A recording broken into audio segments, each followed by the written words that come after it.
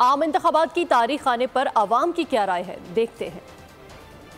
इंशाल्लाह इलेक्शन होंगे और पक्की उम्मीद है कि पूरी उम्मीद है इंशाल्लाह इलेक्शन होंगे इस दफ़ा। जो माहौल इस टाइम बना हुआ है वो तो इलेक्शन का तो नहीं बना हुआ। अभी कोई पता नहीं है इलेक्शन होने या नहीं होने। जो एक रूल रेगुलेशन या आइन कहता है उसके मुताबिक इन्हें डेट देनी चाहिए थी। अब आगे जाने का क्या मकसद है?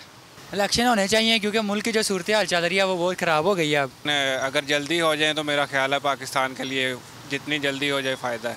टाइम दिया तो फिर तो होना चाहिए ना, अगर ना होगा तो फिर ये गुलजार हैं। पहले भी पंजाब में इलेक्शन होने थे 90 दिन के अंदर, तो वो भी नहीं हुए।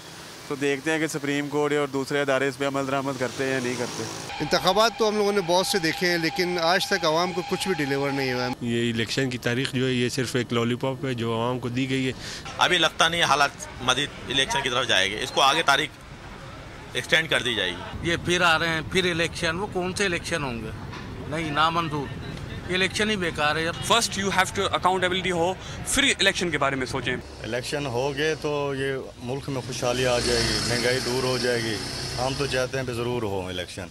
मुझे बज़ाहिर हतमी नहीं नज़र आता क्योंकि फैसला तो फिर इलेक्शन कमिश्नर ने करना है। इलेक्शन होने चाहिए, इलेक्शन होंगे तो इंशाअल्लाह कोई इक़्तिदार में आएगा तो हम गरीबों का कुछ भला होगा। हम तो पिसके रह गए हैं। इलेक्शन लाजमी होने चाहिए, मुल्क की ज़रूरत है इस टाइम इलेक्शन।